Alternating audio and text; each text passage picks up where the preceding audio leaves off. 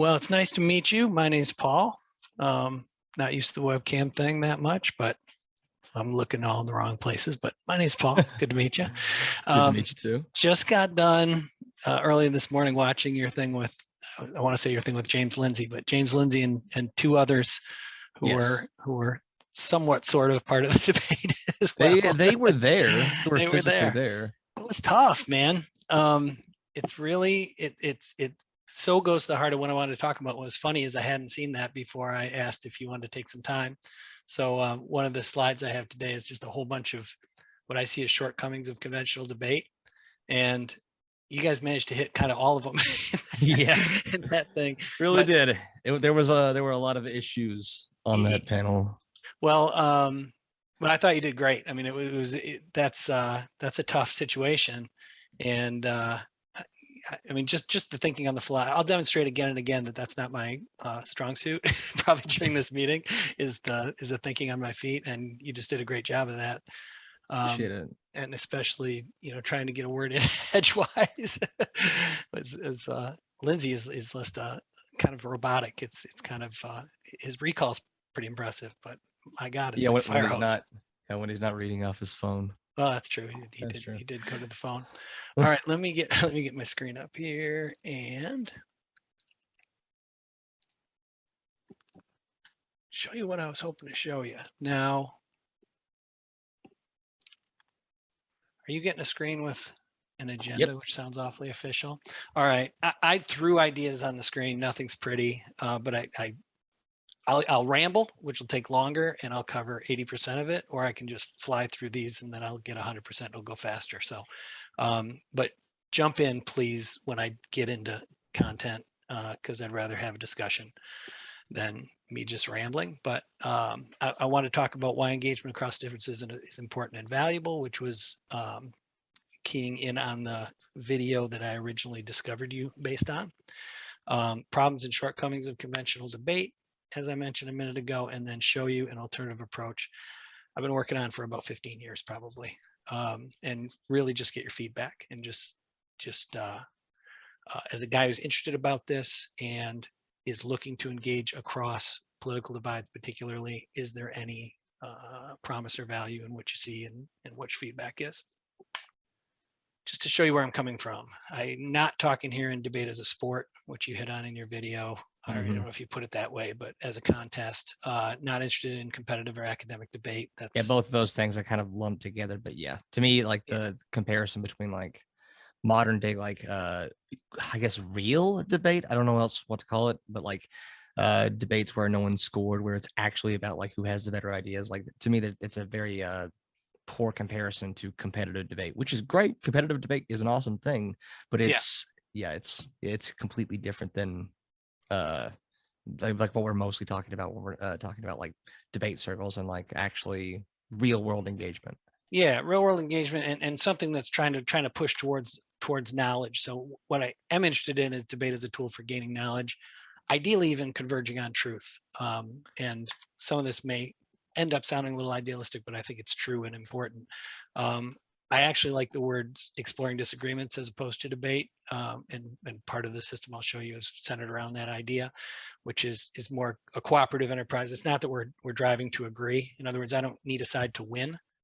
I just want to fully understand why the disagreement exists. That's what I'm in there to find out. Right? To me, the main difference between a debate and a discussion and how they're usually framed is like, what is the ultimate purpose of it? Like you can, if you've ever heard the term like good faith, it's been completely ruined, but good faith, No, usually, I use the term good faith a lot. I talk about honest, good faith participants. That's what you're hoping for, right? That's what you're hoping for. Good faith would be like you're both approaching this in a way that would be beneficial to everyone to get to that closer truth, to see where the disagreement is and to see if that can be divided. A lot of people will say good faith just means you're being nice or you're being silly, which is it's a motivational aspect. But that is but when your goal is to win, like if your goal is to win a debate, to look strong, to make your opponent look bad, that has its uses, but it's also like you're never going to concede points. You're going to use all these like slippery debate tactics to to get away from the actual issue at hand because it's the performance more than the content that actually matters, and that's a big problem. It's 100%. it can be entertaining as hell, but it's not conducive to actual it's performative, and it's there for entertainment, and there are people that are drawn to that, and if you're there to try to learn something or try to gain knowledge about the disagreement, then that kind of stuff is just frustrating. Mhm. But that's not to say that I'm not interested in seeing bad ideas defeated. I mean, I think there are bad ideas. I think there are rights and wrongs, and but that defeat should be the natural outcome of people understanding the ideas better. So as opposed to, I've heard people use a term, arguing to a conclusion as opposed to arguing from a conclusion. So, I'd like to see, I want to sort things out and go, as a result of sorting that out, I choose this side, as opposed to I choose this side, and therefore I'm going to pick and choose what I listen to or what I root for. I tend to believe this is a place I think you may come at things from a different perspective, which is I tend to believe that rationality ends up winning in the end. And what I mean by that, I hear a lot of people say that people in general aren't interested in rational conclusions. People tend to make their come to their conclusions emotionally and then kind of backfill rationally. And Some people truth tend to to follow both their of those biases. things. What's Yeah, that? there's some truth. There's some truth to Yeah. both of it. Like everyone obviously everyone has biases, and those biases can shape your rational thinking. Like so, you might Yep. if you agree with a certain thing, or if you think a certain thing is true, and you're holding that as an assumed truth, then like that's going to shape the way your rational brain reaches a conclusion. I don't think there's much escape from that. I do think emotion is an important part of debate. Like Mm-hmm. like you have to emotionally care about an issue enough to put the effort to form an opinion on it in the first place. Yeah, I tend to Uh, think that caring comes from being strongly having a strong belief in your conclusions, though, right? oh, I mean, absolutely. yeah. So I guess what it's sort of when I say people are fundamentally rational, I say providing the complexity of things don't overwhelm their ability to reason. I mean, I think one of the huge problems we have today, this may be on another slide, but it is there's just too many things that are too complex to possibly really engage them individually. So we're kind of overwhelmed by complexity. I mean, even if you just take the things that are most prominent in the headlines right now, um, if you wanted to dive in and fully educate yourself on, say, something related to COVID, like potential side effects of in how big or whatever, Mhm. if you really wanted to become expert enough on your own to drive real conclusions, that would be more than a full-time job. So you almost have to fall back on trusting some sources. E- Um, Experts in their field don't know everything in their field. So what's a layperson going to do? exactly, and that's one topic. So it's kind of impossible. So we are kind of overwhelmed, and I think, but that doesn't mean that we're still not rational. And I like this analogy of an apple versus, if you go into a store to buy an apple to snack on and there's two apples there and one's rotten and one's beautiful, you're going to take the good apple. And Mhm. because it's plain, you trust your senses, you reason based on your prior experience with apples, whatever. It's a purely rational choice to take the fresh apple instead of the rotten apple. If you go into the store and there's two bags of apples that are packaged so that you can't see them, you can maybe feel the bags a little, but your purely rational approach would have to be unpack the apples, do a big evaluation, and figure out what's the best bag. You can't do that. So now all of a sudden you become more susceptible to the packaging, the advertising, how they're placed in the store, maybe things like that. So I mean, there's just I think when we're within the range where our rationality can handle the situation, we're rational. When things get overwhelming, we fall back on biases and are persuadable by a lot of different stuff. A slightly similar analogy would be like if you have two movies to choose from because that's all the theater's playing. Yep. Pretty easy to make the choice. Like you have preferences and you might have heard about it. If you go on Netflix and search for a movie, there are 8 million options to choose from, and you can be overwhelmed by choice. Like, what is the best movie to choose? Exactly. You can't do Yeah. that. Right. It's too much information. Yeah, that's great. And I think that much of our bad social dynamics are due to that overwhelming complexity, because that complexity forces us into tribes. to some degree. It's like, well, we can't evaluate everything for ourselves, so we join a team to some extent, or a lot of people join teams, and then that ends up getting magnified and toxified by social media. That's all an aside. We probably don't need to go there, but so here's in a kind of a I don't know, just laid out little story why I personally value debate, what attracts me about debate originally, and it kind of plays into those things we just covered, which is what I really want is for other people to debate for my benefit. I want those people to debate for my benefit, because we're surrounded by many important, very complex disagreements. It's impossible to fully educate myself such that I can independently arrive at solid conclusions on all those. That leaves me with the options of just following my biases, or picking a trusted source or a trusted tribe and just adopting their conclusions on at least some things. I don't like those options because I kind of know at some level that's copping out. That's probably not getting me the right answer much of the time. So to me, the ideal alternative is and this is why you get a second opinion in medicine, for example. You find credible, well-informed advocates of different perspectives. Have them mutually critique each other's arguments. Ideally, have them engage each other's critiques. So, I mean, the more fully they engage each other, the better. And why? Because those guys are far more qualified to find the true flaws in each other's arguments, right? So you go to a debate and somebody quotes a study, you know, you don't know if they're quoting the wrong study. You don't know if they're quoting a study that was fundamentally flawed. Maybe the study was fine, but they're misapplying it, or they misread the conclusions. Maybe they read everything fine, but that study's outweighed by 4 other studies you don't know about. You know, you don't know how to come at the thing, but the other expert probably does. The other expert probably already knows that argument and has an idea why they don't accept it. So ideally, the outcome of a debate for me is I'm able to understand what the key underlying disagreements are. So it points me in the right direction if I want to dive in further, and I'm able to understand what each side has to say about each of those underlying disagreements, and that makes me smarter, basically. Anyway, problems with conventional debate. Again, I bet we find each one of these in the example of what just happened. But I'm gonna say that everything on here also happens with honest people operating in good faith, because I think they're kind of inherent in the structure of debate. They're kind of unavoidable. Well, they're very difficult to avoid, at least. Let's put it that way. So failure to engage, talking past each other, competing frames, which means we're there to debate, but we're not actually even debating, because it's kind of like taking turns making speeches, right? Yeah. It's like you've got your most important thing to say and they've got their most important thing to say, and they don't really line up.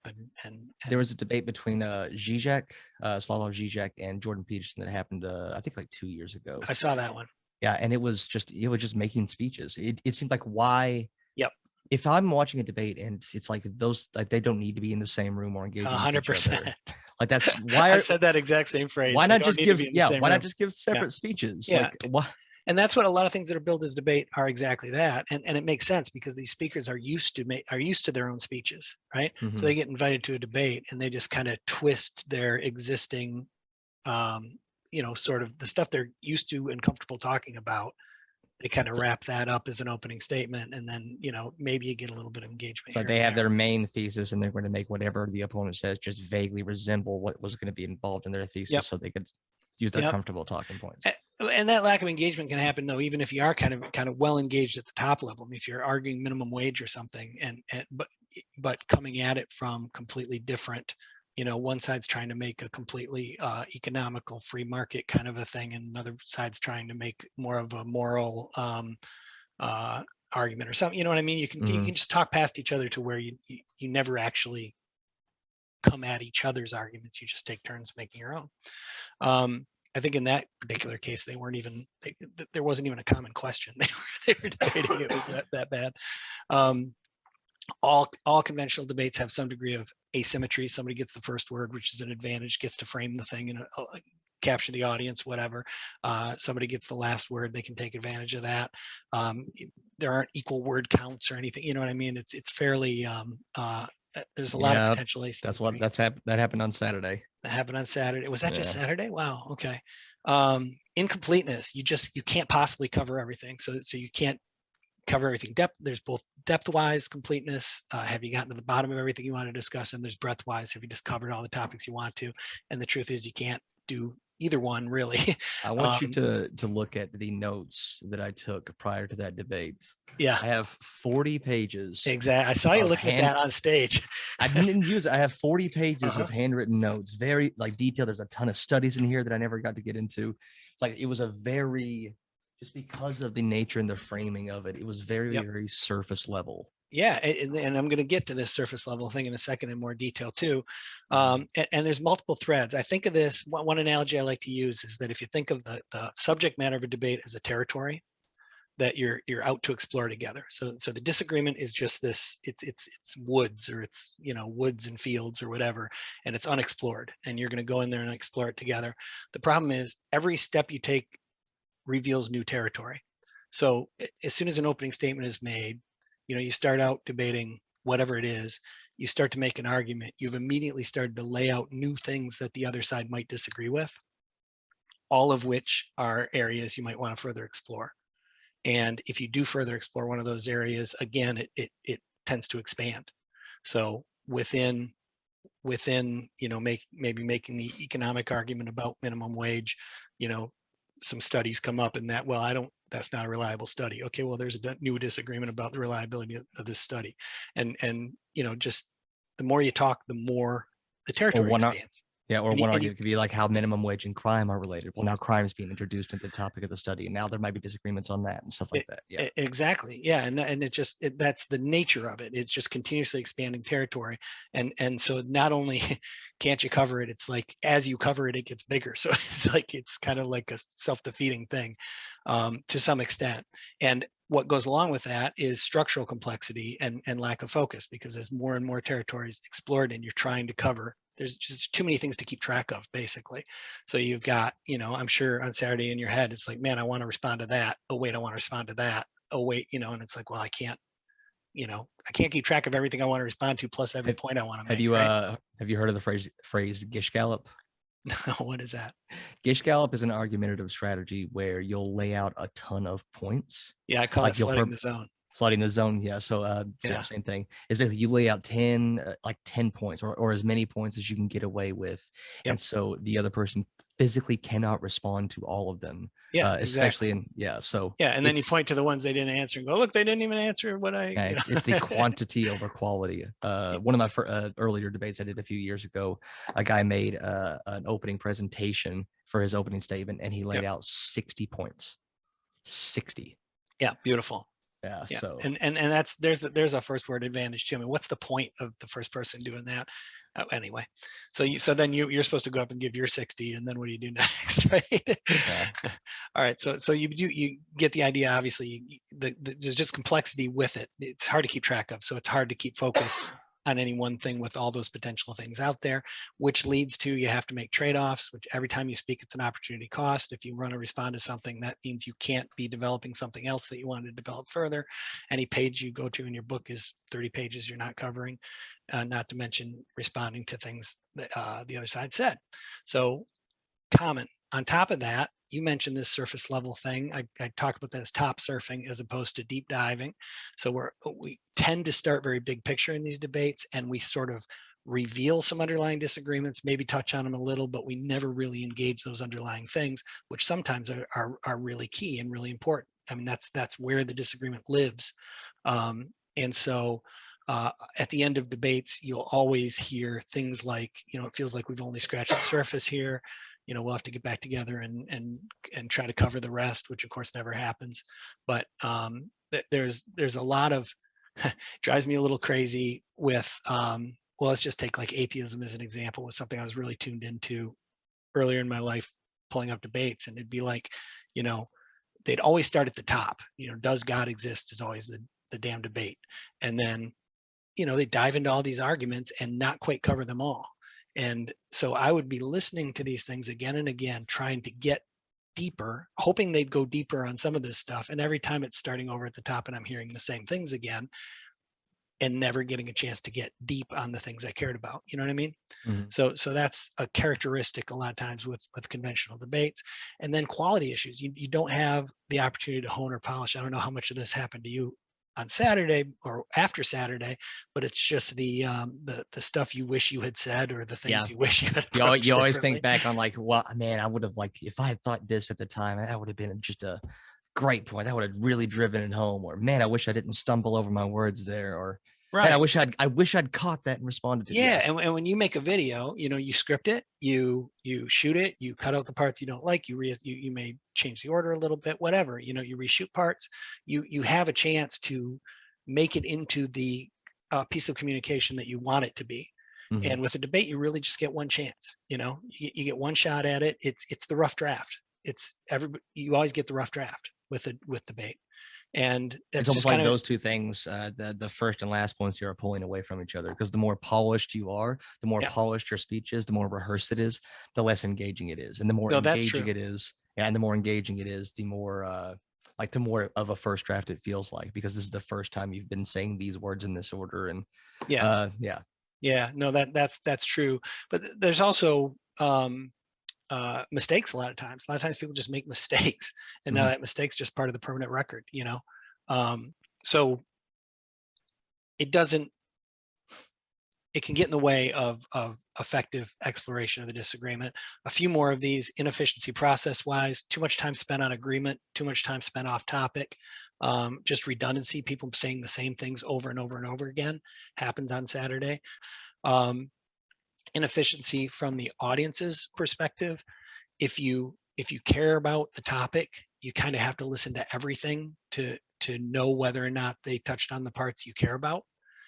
You can't just go, I'm going to go to the part where they talked about X, because you don't know if they talked about X, when they talked about X, whether they talked about X 3 times over the course of it. It's Mhm. just, there's no order, no structure to it. um, Conventional debate tends to reward things other than arguments and evidence, such as, I think we touched on this, or you did, quick-wittedness, strategy, tactics, charisma. Um, you know, I think sometimes the slower thinkers are better thinkers, or at least there are a lot of really solid slow thinkers that it'd be good to bring into the conversation, who aren't Debate, like necessarily, yeah, rhetoric, is a separate skill. a separate skill. That's right, from analysis and from even persuasion and Uh, good communication. Yeah. yeah, so it does reward people who can think fast, who can talk fast. Talking fast is often like, I'm a fast talker naturally. It's Mhm. not a skill that I worked at. But a lot of like people who are viewed as good at debate or very good at rhetoric just naturally talk fast. And that's Yeah. not, I think, and people mistake that for like good thinking or quick thinking. But oftentimes you can just talk fast and think of a lot of words to like make to take up space, to take up that silence while you're actually thinking of the thing you're trying to say, like I'm doing right now. So Yeah. it can Yeah. give the illusion that you have a lot to say, that your mind's going 1,000 miles an Oh, hour. is that what you're doing? Oh, okay. Well, Sometimes, that's good to know. No. unironically, sometimes, yeah, I'll just like try to start a sentence Yeah. Yeah. and try to use that as time to like actually formulate a thought in my head. Yep. Yep. Um, Poor support for teams, I find, and this was another thing on Saturday that became obvious, because you know, I don't understand sometimes how people load up these panels. Like, that thing just would have been better with, honestly, any pair of the two of you all. Mhm. I think of you and Lindsay, because you tended to say the most, but the other two had a lot to contribute as well, and um, they just, I think, were a little less aggressive, with a little less Panels like that confident, or yeah. Panels like that award the most aggressive and loudest, way more Yeah, so. Yeah. and so honestly, the people on the same team, quote unquote, really are competing against each other for kind of stage time, or at least, I mean, if you put it in the most generous possible way, which oftentimes it's fair to do this, is they both just have really good things to say. Everybody that's there is there because they have something valuable to say. So And it just multiplies the problem of not being able to fit everything in. yeah, there were two people on the first panel of the day who drove or flew a long way to be there, who might have said 10 sentences over the course of an hour and a half. Yeah. So let me just, this is the last thing with problems, but there's a lot of them. I think these are all individual and real problems. Lack of Mhm. accountability. Why do I say accountability? Oh, if I only had more time. Anyone can always say, I would have kicked his butt if I'd had time to talk about blah, blah, blah, right? Tons of things that fall under gamesmanship, and in a way that did too, but it's easy to game a conventional debate, dodging arguments, being slippery, right? Being difficult to nail down, constructing straw men, very common, interrupting, talking over the other side. What did you call flooding the zone? You had there was Gish galloping. Gish galloping. Yeah. Boom. Here's a whole bunch of stuff. Now, what are you going to do? Ad hominem, obviously appeal to emotion, ambushing with new arguments and evidence that nobody's ever heard until that day. Now, well, this new study that says blah, blah, blah. And, well, why couldn't you refute my new study? Because nobody's ever seen it before. Shifting the goalposts, another big one, right? It's like, what exactly is your position here that you're, so all kinds of things like that, let's just say. So 2 pages full of problems with conventional debate that I claim all the above problems exist to some degree in both written and spoken debates. They're different in different formats. Different formats are more vulnerable to different problems, but they're all there. And I think they exist even when both sides are intelligent people operating in good faith. Good faith, the way you define good faith. Even the ones under gamesmanship can occur unintentionally or in a well-meaning way. I mean, we all can commit fallacies, and nobody's perfect. But in other words, all these problems are inherent to the structure and process of conventional debate. So let's get some pictures on the screen. This is what's going on in any conventional debate, is that 2 sides are coming in with their own, these are in thought clouds because they're internalized structures. They're internalized arguments and reasons for believing what they believe and why they're on the right side, right? So we're visualizing that with these little wooden block structures. And the first person gets to speak first because someone gets to speak first, and they get an opening statement. Their opening statement goes, I believe my case is correct because of A, because of B, because of C, and because of D. And they talk a bit about A, B, C, and D, right? They start to construct their argument, and they say, as the evening proceeds, I will elaborate on these and whatever. So usually you start with some really clear organization because there's a blank sheet of paper in effect, and they lay out their opening statement. Other side comes in and they've got their own case, and they start to build that on their side. But another thing they can do is attack the case that the other side has started to make now, right? Because now that material is out there, and you can take a shot at something the other side, some part of the other side's case. They run out of time, and it's the other side's time to jump in, and they've got options. They can continue to build their case with some more underlying content, evidence, arguments, but they can also attack what the other side started to bring out. So I have a little attack on X there that's scuffing up the other side's argument. And they can also start to do some damage control on whatever's been attacked previously, right? So on the other turn, this guy took a shot at my argument C, and I'm saying, well, no, that attack's no good because blah, blah, blah. So we're starting to get more complexity into what's being discussed. Next guy steps up, and he's, going all over the map, repairing X, attacking A, repairing Y, attacking C, starting to build some other parts of his case, whatever. The point is, there's all kinds of, as I said, the territory is expanding now. There's all these different places they could engage. I've never heard it put like that before. I like that a lot. Like, you can build your own case, attack their case, or repair an attack made on your case. And a lot of that has to do with like just who goes first, because they're probably going to be almost exclusively building a case, and then whoever goes second now has the opportunity to attack that. Because if you go first and you try to attack what they say, like, they haven't said it yet. That's a straw man by definition, potentially. Yeah. Or you open yourself up to that. Yeah. So now it's this guy's turn to talk again, and the whole point is this is the trade-offs, represented visually. He could either go back to buttressing up his own case more, adding more parts to his case, or does he attack the other side's case, or does he do some repair? What's next? And the truth is, if he tries to do all of it, it's just a lot. It's confusing, right? So as the thing goes on, there's more and more pieces and more of each thing. Pretty much anything coming out of somebody's mouth is either I'm building my case, I'm attacking the other case, or I'm repairing an attack that I just got. If you ever played base building games, World of Warcraft, I think was one. StarCraft is like that. You familiar with those games at all? A little bit, yeah. Okay, well, if you know them, this is exactly what you do in those. You build your base, you attack the other side's base, and you try to repair your base. And it's chaos. It's chaos. So the whole point of this is, what does the audience see? So if you look at the screen, what the audience doesn't see is either one of these structures. What the audience sees is this dialogue, right? So this is like a transcript of what's being discussed. So that's what the audience gets. In other words, by the time you get to that last line, it's like, wait a second, what are you repairing from what attack on what? Exactly. Yeah. It looks like this. So it's just a mess. And I mean, it's not a mess. If you understand and are following, you're following. It's not a complete mess. And there may be some really super interesting stuff in here you haven't heard before. And it may be really entertaining and all those things. I mean, it's not there isn't value. It's just, we have to acknowledge it's chaotic.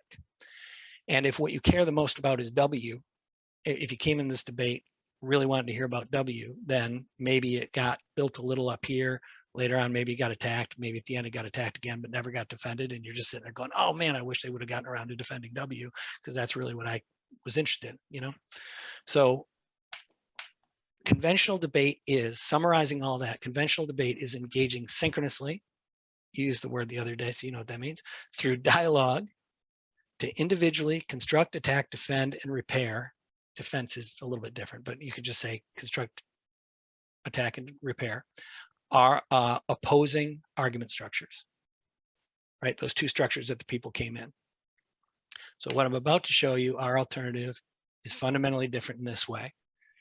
Here we're engaging asynchronously through an original methodology, brand new thing you've never seen before, enabled by software. And what we're doing is mutually constructing and populating a comment structure, which is the structure of our disagreement. So instead of each trying to build our own things while tearing down the other side's things, we're going to work together to build one thing. And that is essentially a map, a populated map of that territory that I talked about before. And you might think, well, why the hell are two people that disagree going to work together to construct a common structure? That's never going to work. But I think if you're engaged in good faith, that's supposed to be what you're doing, though, right? Exactly. Like you're supposed to be building the best possible like version of. If you're both trying to solve a problem, even if you disagree, there should be something there.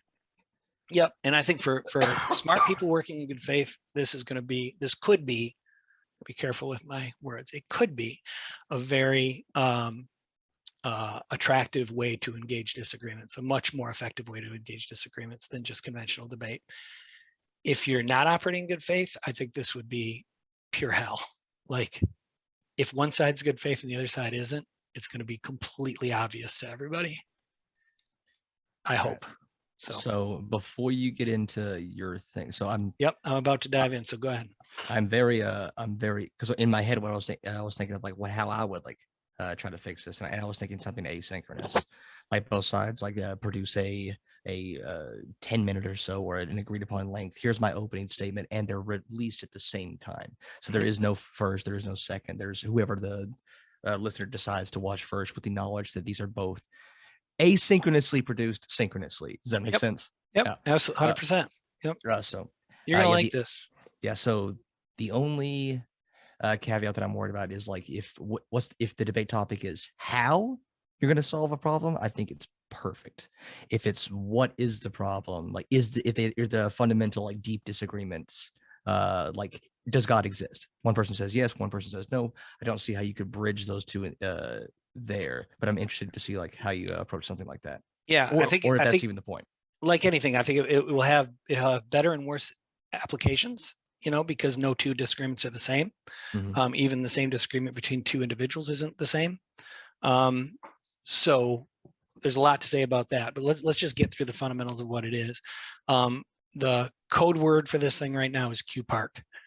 This thing is a system, and the two people don't engage directly with each other. They both engage with the system, right? So the two sides don't talk to each other. They act through the system. System has three main goals: coordinate sides, and I can throw you the slide deck if you want. If you if you're scribbling any of this, I can definitely send it to you. All right, so what's the system goal is coordinate the two sides so they're acting when they're supposed to act and not getting in each other's way, things like that. Number two is the system drives the process forward. So the system's always going, hey, it's time to do this, it's time to do that, to move it forward to conclusion.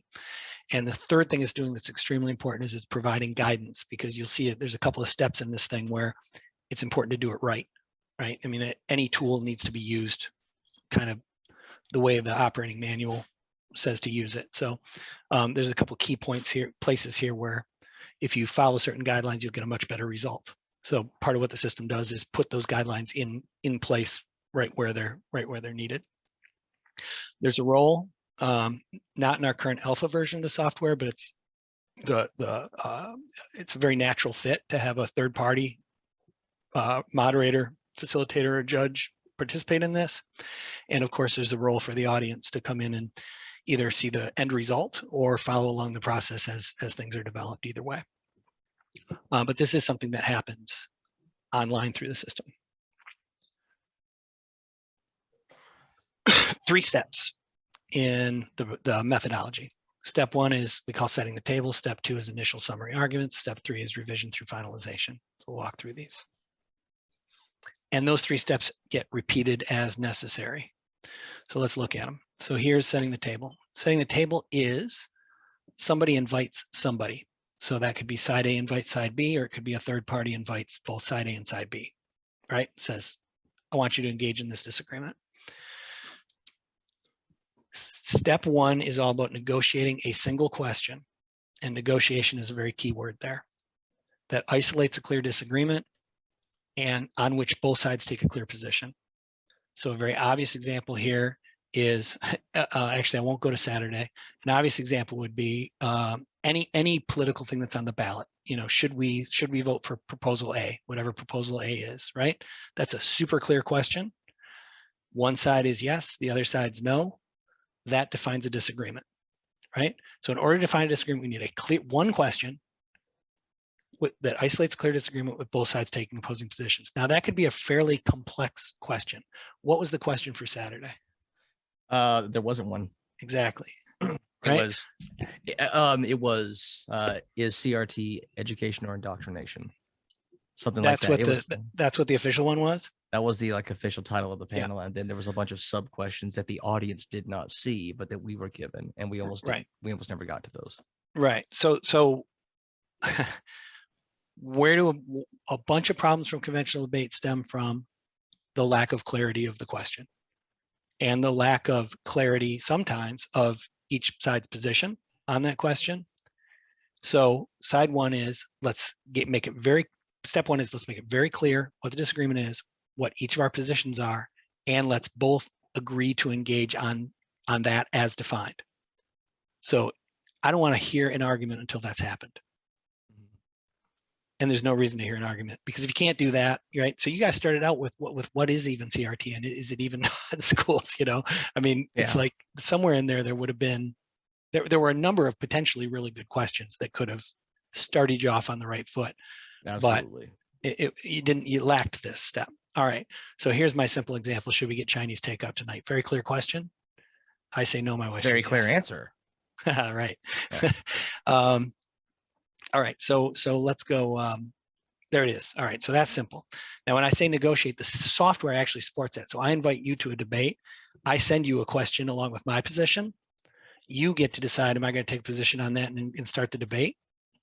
Or you get to decide, actually, I want to tweak that question this way and send it back to me, and then I get to say, what do I think? And so, you know what I mean? So there's actually a negotiation there. So we both have to buy into the question. We each own our positions, but we both buy into the question. That's why it's purple in this diagram, right? I'm blue, you're yellow, and it's purple. All right.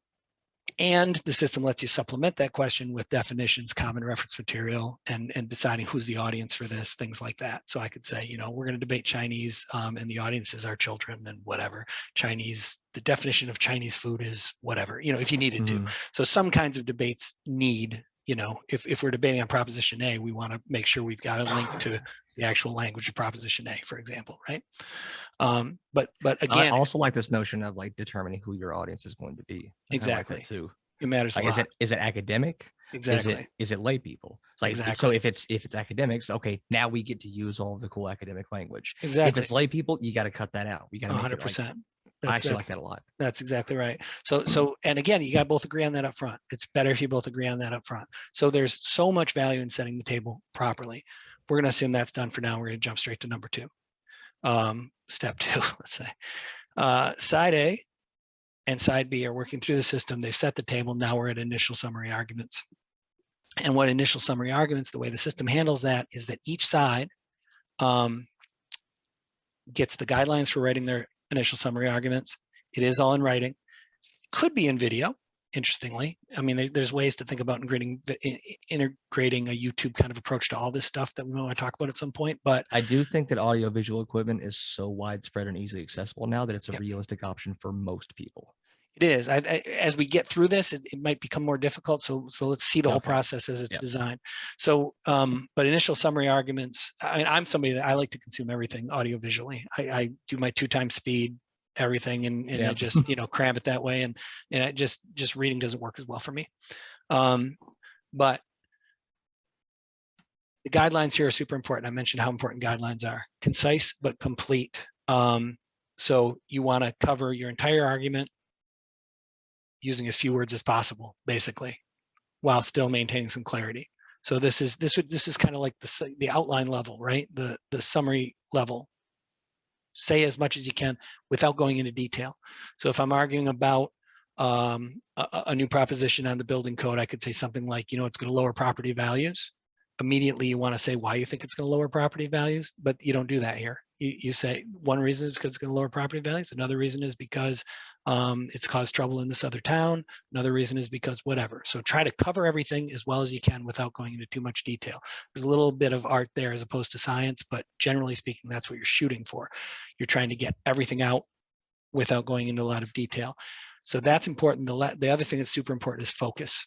Is that the only thing that should be here in your initial summary argument is why, in my case, why am I a no on should we get Chinese takeout tonight? Nothing else, right? So super focused. Everything is no more than 1 step removed from the thesis.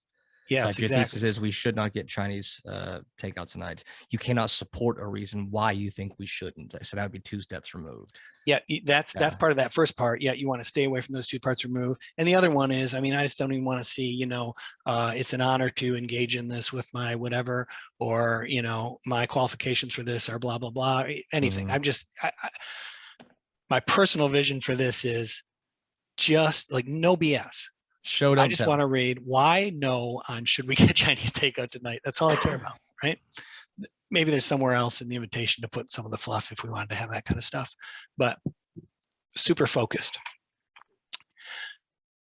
So here we go. So here's some initial summary arguments, and this just the thing that got pointed out down here is they're revealed together. So the system collects them both, but doesn't show anybody anything until they're both there. So this is your mutual reveal, just like you were talking about favoring, right? So one thing that's interesting here is some arguments, the benefit of the doubt is clearly on the other side. Or it might be your position that the burden of proof, I should say, the burden of proof is on the other side. So the classic argument is the flying spaghetti monster exists and lives behind the moon or something like that. That's the question. If I'm arguing against that, it's perfectly valid for my entire argument to be, there's no reason to believe that without evidence, and I've not seen any evidence, right? Okay. That's my entire argument. So I'm just saying the burden of proof on the other side.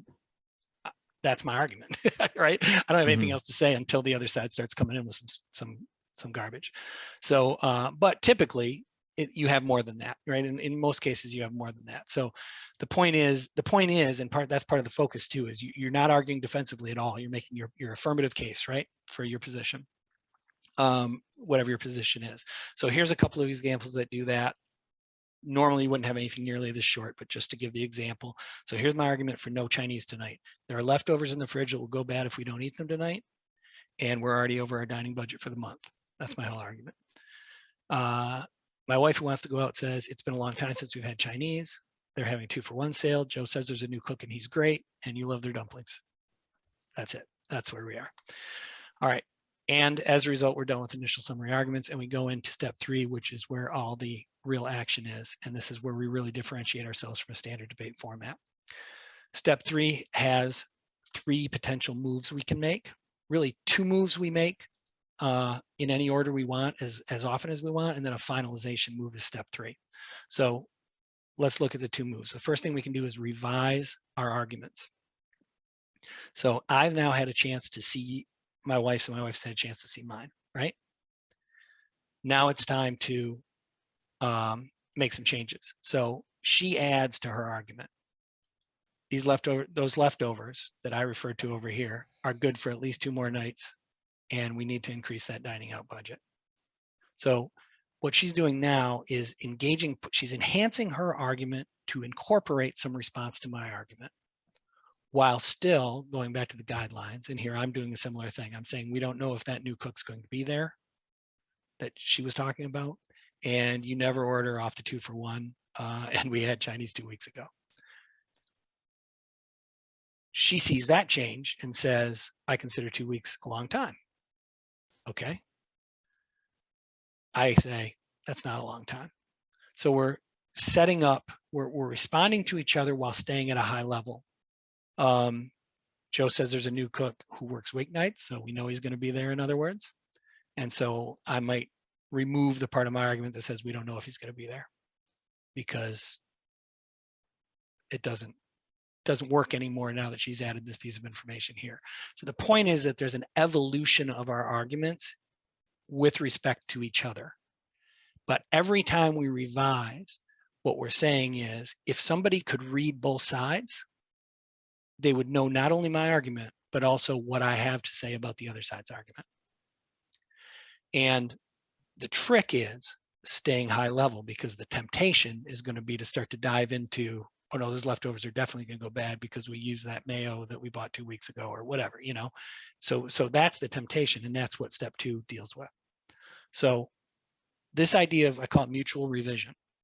So we're revising our arguments in light of the other side's argument, and that's a super key difference than standard debate. And what we get then is, when we're done, we have 2 arguments side by side that are complete, right? Somebody doesn't have to listen to our back and forth. They can just read where we ended up. So the guidelines for making these revisions are to keep your content complete but concise, which was our original guidelines. Keep the focus on your position, or responses to what the other side said. So you're just expanding your focus a little bit from your initial argument to start to respond to the other side. And this only works because of the second move. So this first move is revise our arguments. The second move is propose underlying questions. And it should say propose and dispose of, or disposition underlying questions, but it's all about underlying questions.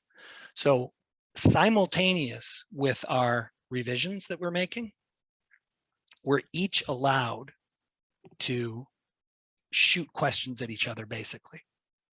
And these underlying questions should isolate an assertion from either argument. So in this case, I was saying the leftovers in the fridge will go bad. I initiated that. She said those aren't going to go bad. Well, we've got a disagreement there within this Chinese takeout disagreement. So one of us, maybe me, is going to propose an underlying question. It's all facilitated by the software. And I am going to pitch it this way. I'm going to say, will the leftovers go bad? My position is yes. So what I've done is the same thing we did on the original invite. I've made a question that isolates a single disagreement and made my position clear. That goes in front of the other side. One of the rules of the system is she can't ignore it. It's not an option to ignore it. She has to deal with the question, but she's got options with what she's going to do with it. So it must be addressed by the other side. And the system facilitates, again, a negotiation here. So she could suggest that we tweak the question a little bit. And there's some other kind of things that go with this. But what the process ends up doing is categorizing that question as one of 3 things. It's either an underlying disagreement when we're done, or it's an underlying agreement, or it's what we call a declined question, which is one of the sides just said, I'm not going to go there. Perfectly valid. So in this particular case, that question turns into an underlying disagreement. She says, I'm a no on the leftovers going bad. So we've isolated this underlying disagreement. She pitches back to me, don't you love those dumplings? She's a yes. That becomes an underlying agreement. Are the dumplings awesome? Yes, we both agree, right? You can set that aside. We're not going to waste any time debating the goodness of the dumplings. I propose, is 2 weeks really that long to go without Chinese? I don't think it is. She says, I'm not going to engage you on that. We're just going to agree to disagree on that. I don't have any, there's no depth there. It's just a disagreement. It's just right? Yeah. So you can go off and talk about that all you want. I'm just not going to go with you. So it's not going to happen. I come back with, would we use the 2-for-1 deal? I don't think we would. She says, yes, we would. So there's an underlying disagreement that we both agree to engage on. And she says, do we need to increase our dining out budget? She says, yes. I say no to that. And that becomes an underlying disagreement. So this proposing and sorting out of underlying disagreements is happening simultaneously with these revisions up here. So probably the first thing I did, or the first thing she did, was when she saw this leftover argument, was pitched the underlying question and made the revision to her side. So it's all mixed up, but the system keeps it all straight and makes sure it all gets organized and dealt with. So once any underlying questions have been dispositioned, we have our third option. And that third option is called, this is my favorite part of the whole thing, finalizing the question. So at this point, we both have high-level arguments that include responses to the other side arguments. And we've isolated what our underlying disagreements are, what our underlying agreements are, or what areas one of us doesn't want to engage on. As soon as we're to that state, either one of us has the option to finalize the question. And that means basically answering this prompt. It says, I consider my summary argument complete and accurate, and I'm comfortable with its contents in full light of the other side's summary argument. Aside from exploring the underlying disagreements we've defined, there's nothing left to do here. I confirm that. Confirmed. And now I'm kind of locked out, right? I've frozen my side. I said, I'm good with this. If my wife comes in and makes any change at all, even a trivial change, even a comma, then it undoes my finalization, right? Because now the content's changed. But if instead she says, I'm also good, then she can finalize as well, and it's locked down. And that idea of mutual finalization just removed the last word. Nobody gets the last word either, because we both sign off on exactly the same final content.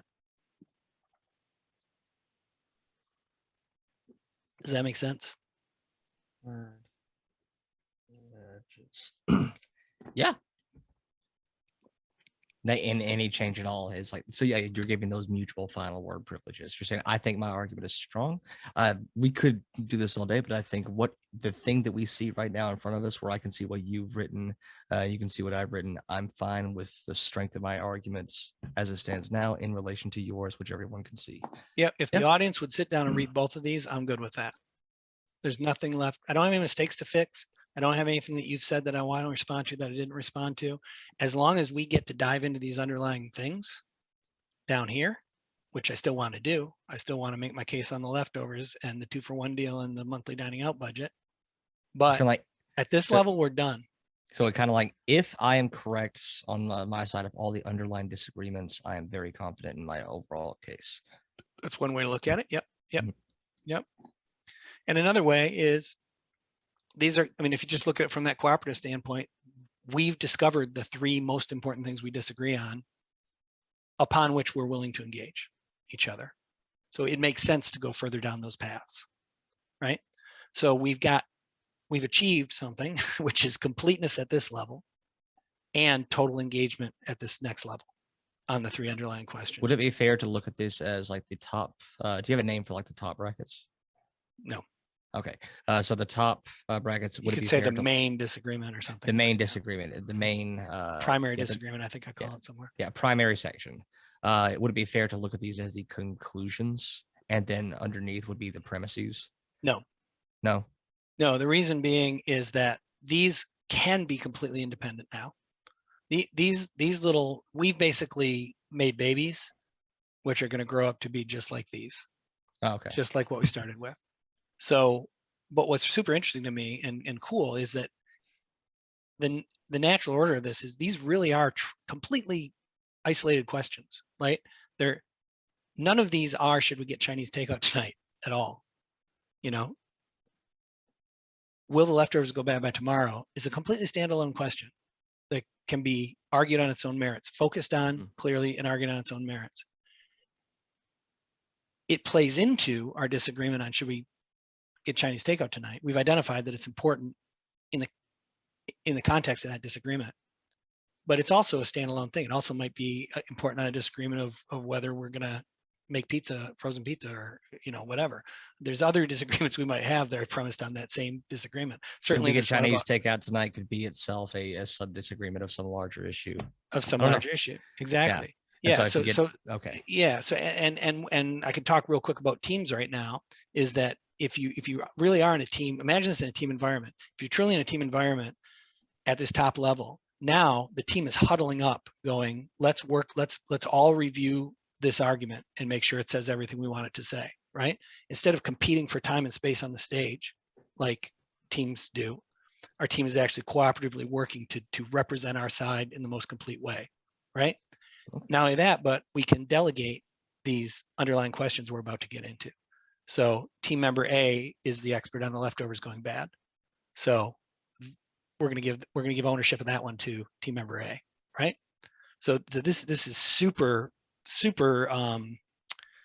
the right word, compatible with team approach. All right, let's see what happens next. Oh, let's talk about failure. I've got this over on the left-hand side. What about failure? Where does this break down? And my contention is that any place this process can fail, the same failure would have happened in a dialogue if you had gotten that far or found it. The difference is here you discover those failures more efficiently and you identify them more clearly. So if we are unable to come to a common frame on this leftovers question, then it's good that we're not leaping ahead and starting to argue about it, right? That's the sticking point we need to focus on, is we're defining this thing differently. You guys were defining CRT differently, right? Yeah. So let's get this defined before we start arguing. And so much of the leap ahead arguing is just unconstructive.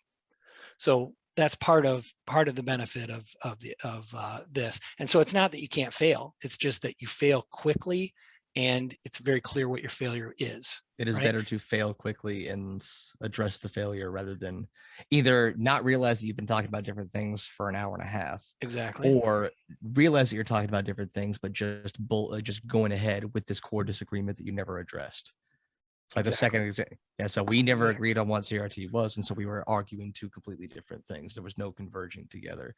Or if it would have happened, I'm trying to think of an example because I know this has happened, where we were arguing for this for our separate positions, but we had entirely. I had a debate on like a bigotry, and like we had completely bigotry. Oh, bigotry.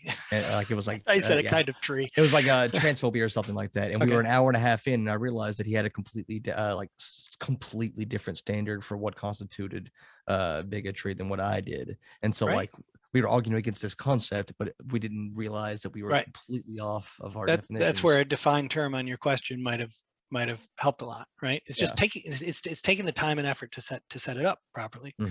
And you want to do the same thing with these underlying disagreements. You need to. I mean, I think you need to. And all this could be a little more work at a little less fun than some of the fireworks potentially of going off on what you're comfortable talking about, so I guess I'm not arguing that this is necessarily as well. There's itches that conventional debate scratches that this might not scratch. But if your goal is to stay focused and to really get a full response from each other, because one of the things that thrills me about this, I said finalization is my favorite part of this, because the net result here is kind of crazy if you think about it. That if I as a third party can come in when you're done, when me and my wife are done, if somebody else that's interested in this debate I don't know who would be, could come in and sit down and read each side knowing that it was signed off in full light of the other side, right? You never get anything like that It in a is standard debate. one of the biggest criticisms, and I think it's a very valid criticism, um, is that debates as they are held right now. I know you're not familiar with the online space, Mm-hmm. but it's almost a continuation of like those types of debates you had. Like those people went on to YouTube, and people were influenced by No, those people. absolutely. No, Yeah, yeah. it's Yep. that they are a poor way to educate people, and I do agree with that.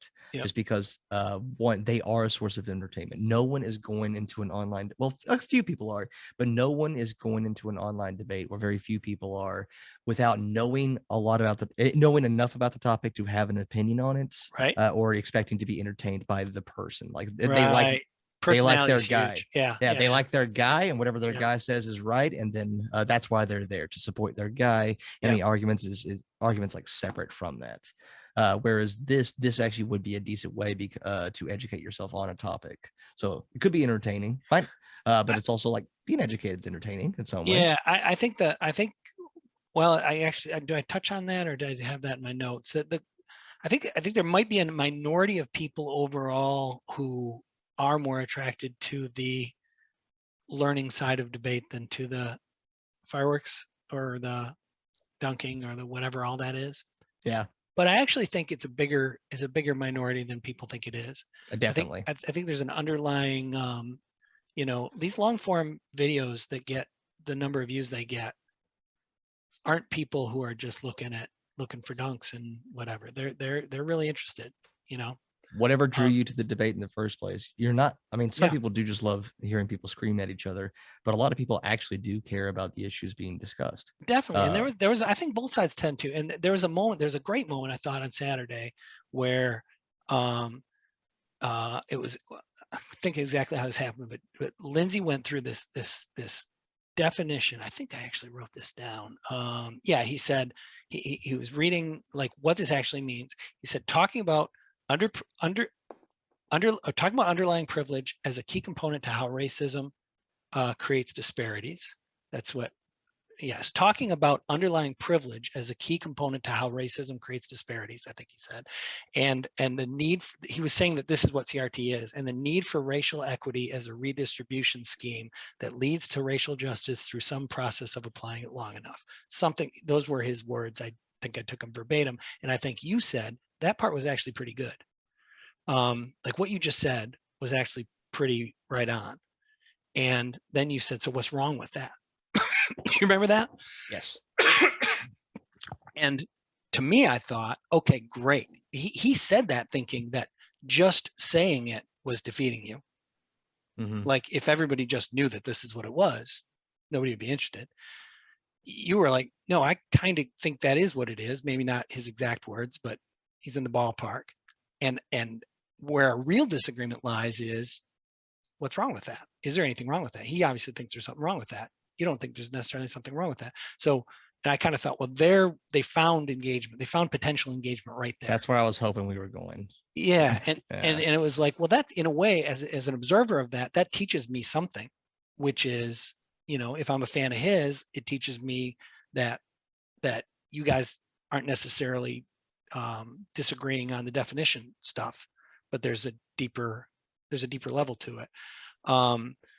And if I'm a fan of yours, I learned that, well, the same thing, but it tells me something that I didn't know before, I guess. But those things are such rare gems in some of those kind of formats, in a lot of those kind of formats. Anyway, I'm going to make sure I finish up on time, so we're getting close. So this structure that you see on your screen is why it's codenamed QPARQ for now, which is it's just saying what the structure is. So we started with a question. We each had positions. We both own the question. We each owned our individual positions. We have arguments that we each individually own that incorporate responses from the other side. It's a key concept.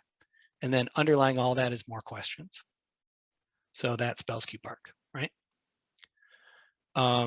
Kind of like the name in a way because it feels like a destination, like come to the QPARQ and debate. Come to the QPARQ. And so PARQ is a form you fill out as a personal trainer. Is a what? A PARQ? Yeah, it's a physical activity readiness questionnaire. Oh, that's That's funny. what I think of, but no one else is going to pick that. No, most people won't think of that. That's funny.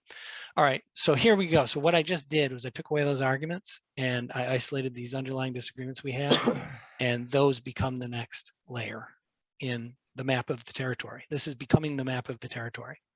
Why do we disagree on Chinese takeout? Primarily because we disagree on whether leftovers will go bad, whether we'd use the 2-for-1 deal, and whether we need to increase our budget. So we've already accomplished setting the table for the next level. And now what are we gonna do? On each one of these, we're gonna make our initial arguments the same way we made them on the other thing. We each develop them independently. They're both revealed simultaneously when they're there. And then we launch right into that step 3 and start doing revision at this level.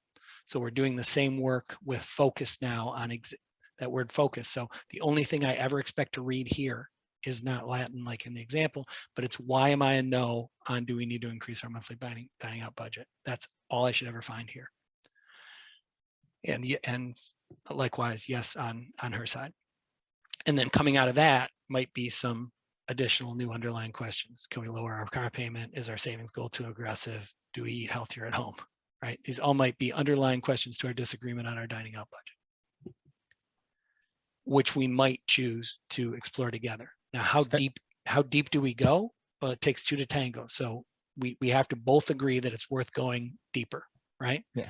So you could theoretically go on forever just finding new topics to disagree with. But most people, but the central question, the reason that got you here in the first place, that will be agreed upon at some point. That we've gone as far, we've both agreed that we're going as far as we're going to go on this Chinese takeout thing. Now, what I said before, we tend to start too high level on things. When people sit down to debate, I mean, I don't know how many debates are called. Let's have a debate on global warming. It's like, all right, what about there are 8,000. Yeah. Yeah. How many subtopics are there? Right. So, is nuclear energy a good idea? Is a little bit more targeted. Is there a solution for nuclear waste? Is even more targeted. As those things are isolated, part of what appeals to me about this is you can take more and more isolated thing, target the expertise much more effectively now, right? Because if I'm showing up at global warming debate, I'm probably not much of an expert on nuclear waste. I probably formed a conclusion on it, but as part of my research. But very few people are experts experts in incredibly broad topics. Like no one's an expert in physics. They're expert in like these very narrow categories. Exactly. Physics. More and more today because we're living in such a complex world. So I love the idea in my fantasy life that more targeted questions are going in front of more qualified targeted individuals, and we as a public are benefiting from their very engaged, very connected, very engaged exploration of that disagreement. Would there be an option? Like this. Would there be an option for starting with teams on a big topic like the Chinese takeouts, and then if you have members of your team that is more well versed in a subtopic, well then okay, now we've kind of finished the main topic. Now I, the expert in the subtopic, am going to do a one-on-one with someone from the other team that's more of an expert on that. Exactly. Right. Yeah, exactly right. Yep. So the ownership of these things can evolve as you go through. And one of the things I find super interesting I've got some other slides I won't get to, but if we talk again, I can show you. I've taken some debates and tried to retroactively create the map. But usually what you end up is a whole bunch of subtopics that you've only heard from one side on, because conventional debate just doesn't tend to lead to this level of engagement, right?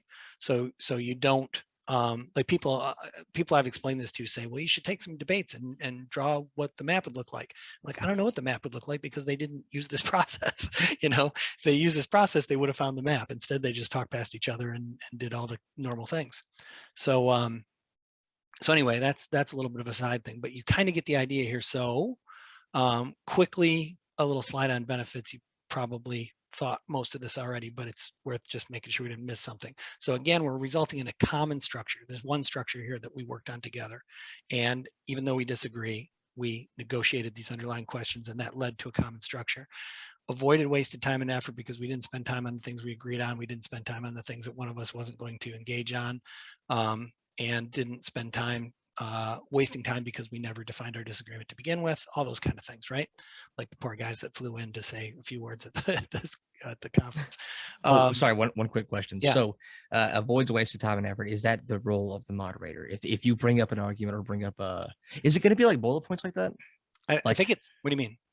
Like in terms of the structure, like you make an argument and that's like a bullet point, or are you going to be writing like paragraphs? You know, let me tell you the biggest weakness I have right now, which is I have no tests. I have only hypotheticals. So the stage I'm at right now is the software is built. So one of the things I'll send you is a link to a demo of the system, which now that you understand what I'm going for, you can see the actual software as it exists. I want to put that on the web, and I want to recruit some people to just try it. I got plenty of people in mind. Perfect. That's what I'm looking for. I think on the more starting out, at least, the more lower level isolated disagreements, the better, and just see what evolves. All right. So anyway, I say all that to answer your question about bullets. It maybe it will evolve to that's usually the best way. I mean, the truth is arguments are different. There's some arguments are like mathematical proofs, sort of. It's like premise, therefore this, and integrate that and whatever. And some are more like bullet points at a high level. Like this would have worked pretty well as bullet points. Yeah. I think the participant should be free to express, if they're following the rules of keeping it complete, concise, and focused, then I'm for freedom. Let's see what works. Yeah. What I was thinking of, like your conclusion is that your position, the yes or no on the question, and here are the premises that lead me to that conclusion. Yeah, I think if you get too locked into that premise conclusion model, some levels won't work well. So I think you kind of want to almost forget that and just some levels don't work well because some questions don't lend themselves to that kind of purely analytical theoretical debate structure. So, but that's not to say that wouldn't be a great approach in a lot of cases. Again, I think there are some cases where it might be a little bit more complex. Yeah. And how you break things up. There's definitely things I'm curious. You mentioned the argument just does God exist? That could absolutely. It definitely fits the rule of a clear question. I mean, you have to maybe do some work defining God, would be wise up front. But I think that could be done in a way that, both sides could agree on it. It may be really valuable. In fact, a lot of those theism debates were a bunch of people just saying there is no definition of God and talking past each other for that reason. Yeah. But if you define it as, an all present, there's a way to define it in a way that both sides know what they're talking about, maybe linked specifically to the Bible, if that's the way you want to define the debate. It's great to get those terms isolated before you dive in. Yeah, but both have to agree. Like, no, I'm talking about the biblical God. No, or I'm talking about the concept of God. And so that way the other side knows, like, okay, I'm arguing against Bible. I'm arguing against this theoretical position. Exactly. Yeah. And if that's not what I'm here for, then I'm not going to waste my time, right? We don't get past the setting the table phase, which is absolutely fine. I mean, one of the things you can do with an invitation is decline it. You just go, I'm not interested in debating that the way it's defined. I guess my original question for a little bit ago was, regardless of bullet points or paragraphs or another version of it, the moderator would say, like, here are my critiques of, like, this argument you're getting too much into the weeds, you're too far away from the question. Please make this more concise. Yeah, I think I want to believe the thing works absolutely fine without a moderator. And then it's up to those people. It's up to each side to challenge the other however they want to. So if I don't like the way you're framing the underlying questions, then I can push back. I can turn them down and I can say, I'd rather frame it this way. And we can work that out through the system. But I also really love the idea of a moderator, especially in a classroom environment. One of the big places I see this potentially finding soil to grow in is education, specifically particularly at the college level, high school. Did you see my I did a little bit of a research and I found at least one study that says that, like, debate formats as opposed to lecture formats can be very beneficial for certain topics. Right. No, I didn't. But I've seen 2 videos of yours so far, but I can tell there's going to be a lot of overlap. So I'll have to go So back. that the debate video has a study linked, and it's in the sources that Oh, says, yeah. yeah, like there have been, there was my fake one, Yeah. and then there was Yeah. the Yeah. real That one. was funny. That was really Yeah, good. That was well done, actually, because that was, that's what everybody does for sure. yeah. But again, in a thing like this, you're not going to get away with it. Mhm. Right? Because there's time for the person to go check on that study and whatever before finalization happens. I want to get through the rest of these bullets. There's endless things we can talk about related to this, but benefits wise, it sets up the focus on these underlying disagreements so they can be focused on independently, provides an opportunity to literally respond to everything the other side says, you literally get a chance to respond to. So you completely lose all those bullet points of problems I went over earlier with conventional debate. This literally solves every single one of them. Are there word I limits? think. Is there I any think. is there any limit on the length of content that you can have? No. No. Okay. No. That could be you could have someone who writes 30,000 words. And theoretically you could go Yeah. you could go through each and every Yeah. single point that they make. Yeah. But, unless someone is has made this their full-time job, there could be a reasonable limitation. Exactly. And I think, but reasonableness needs to be there in anything, right? So if you're following, if you're going to leave the other side behind, then the other side's not going to play. Could Right? that be baked into And, the question?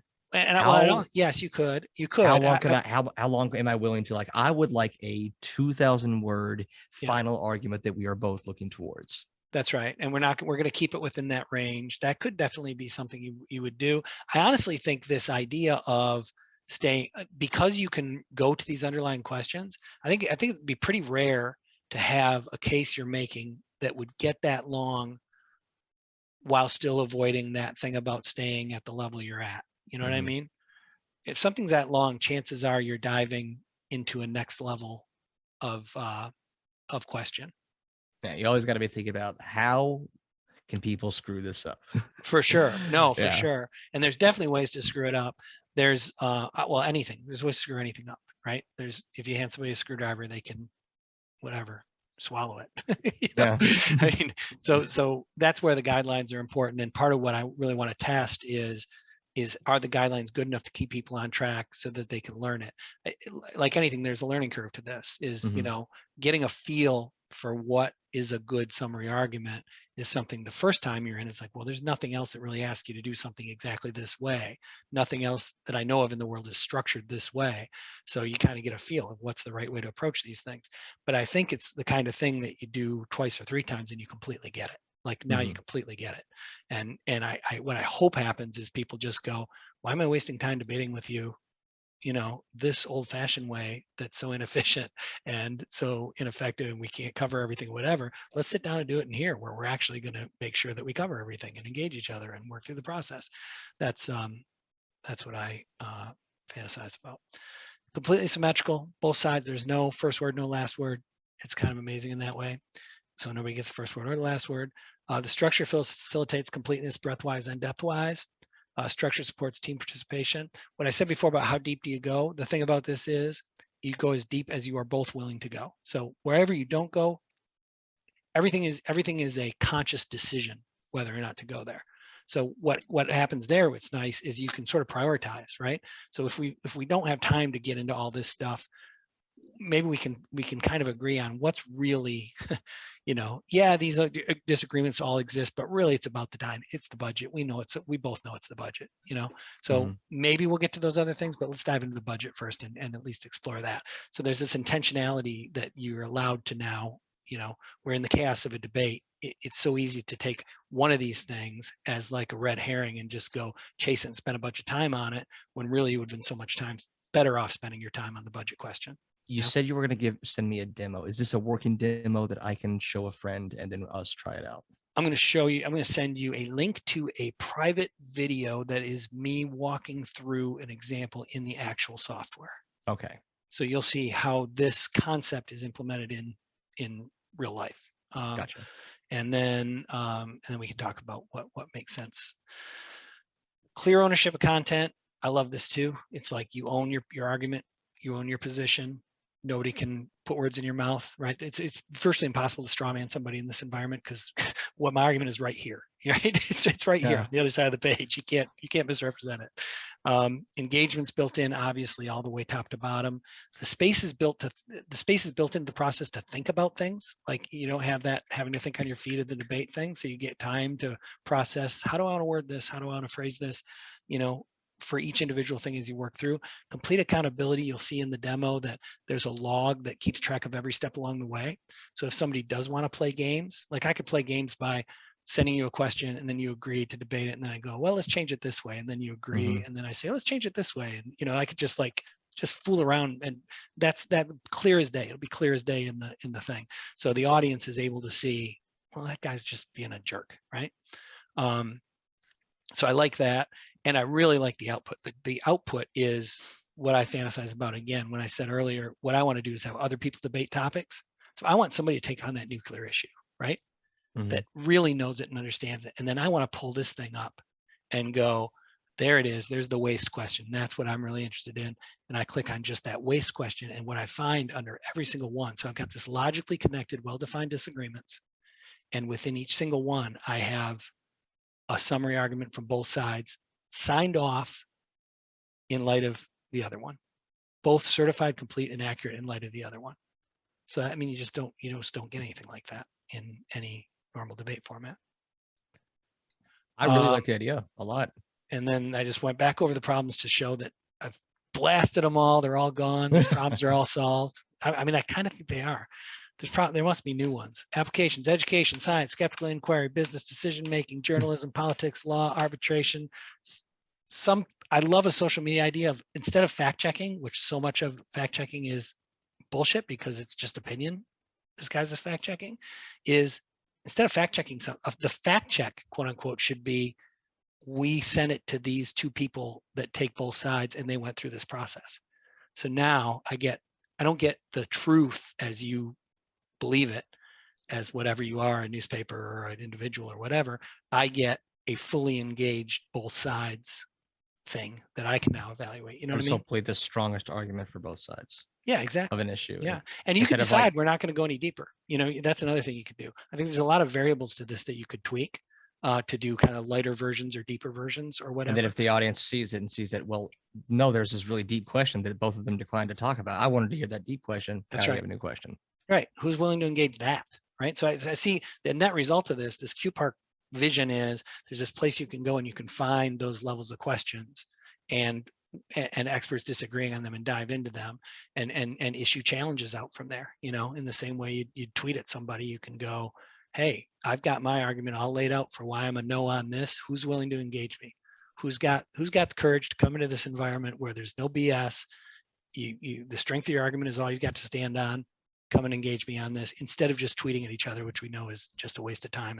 And you know, I mean, tweeting is the absolute worst example of it. Is the worst. Yeah, the worst thing in existence. Yeah. I really, really like the idea. I think I've heard as much as I can hear. Yeah, I know we ran out of time too. I'm sorry. No, but I think I've heard it. Now I need to see it in action because I love the idea of it. I do like this idea of it's very, very symmetrical. There is no, I cannot see how you can, because it's symmetrical and you can read both sides at your leisure as an audience member. I don't see how most common debate tactics, if you want to call them that, won't be transparent or will be a lot less effective even if you do try them. So I like the idea a lot. And now I kind of just want to see it in action. Yeah, I'd love to see you and James Lindsay find a little isolated chunk and try this out. We could try. Hey, that could be the first one. Yeah, well, who knows? I mean, but one thing I really like is that you know, sometimes people who agree on 98% of things are a better choice to debate the 2%. You know what I mean? So it's like there's you can't find two people that don't disagree on something. Yeah. Even if it's nuances of the things they already agree on, or you know, strategies for implementing. Yeah, those tend to be the most implemented. Yeah, those tend to be the most productive debates. And the more you disagree on an issue, the more it's like, okay, I'm going to abandon good faith. We are so far apart on this. Now it's about a performance. Well, abortion debates are like that. I mean, and a lot of times that's one thing I made a note about too. Sometimes it's personality and sometimes it's values, and the facts don't matter, right? You can agree on when there's a heartbeat, you can agree on when there's brain development. You can agree on all the details, but in the end, it's a values difference that's that's driving the disagreement. So there's really not that much to go into, you know. Well, why stand on a stage and yell at each other for 2 hours? Have you ever heard the 40-40-20 rule? 40-40-20-20? No, 40-40-20. No, how's that go? 40-40-20 rule. It's a very loose rule that basically says that in a debate, 40% of people are going to be locked into either side. They are not going to have their opinions changed. They're not there to have their opinion changed. They are there to root for their guy or root against the other guy. So one of the arguments I brought up in the video.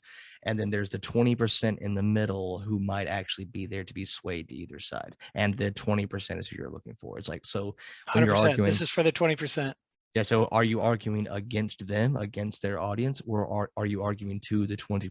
So it depends. You can do both, or you can do either, but no, and the idea here, it doesn't have to be that competitive. It's not win-lose. It's just, okay, we know we disagree. Let's figure out why we disagree and lay it out. You know, instead of someone winning, you could be like, okay, I am still on this side of the issue. So I didn't have my mind changed, but now I'm thinking about it because they had these two things to say. I've learned something more here. Yeah, I've learned something, and there might be a nuanced version of the question that I might hear in the future. Like same issue, but there might be a nuanced version of the question that I did have my opinion changed. So maybe this exact phrasing didn't change it, but another version of that, another phrasing of it, I might actually change my opinion. The more you listen to any side, I do think most people are fairly sincere in their beliefs and fairly well-meaning. I think a lot of disagreements really are, a lot of the reason we end up disliking each other a lot is because we can't tease out the complexity well enough to understand. I want to believe that people working through something more efficient like this will help them understand each other better, and because it's cooperative, actually get some respect for each other instead of, you know. Yeah, it is a lot harder to scream at each other. It is. Yeah. Where charisma, like things like charisma, things like personality, I'm sure they can come through in this format, but they're not going to be front and center like they would be on stage. And so like you can critique arguments without feeling like you're critiquing the person. Like there are a lot of people either just hate James Lindsay or hate me, and they'll just attack that person's character as opposed to like why the arguments might not have been there. Next time we talk, I've got a set of slides on why that is, I think. But we'll continue to correspond. There's no end to absolutely. You got my email address. I am very open to it. I think it's a good idea. I want to see it actually in practice and see how that would work. Necessary. Yeah, absolutely. So, but I'm excited. I'm on board for this step one. Okay. Oh, that's fantastic. I really appreciate it. And thanks for taking the time. We'll talk. Sure. Yeah. Thank you for the pitch. I appreciate it. All right. Yep. We'll talk. Yeah. We'll keep in contact. Okay. All right. Great. Have a good rest of your day. Bye. Yep.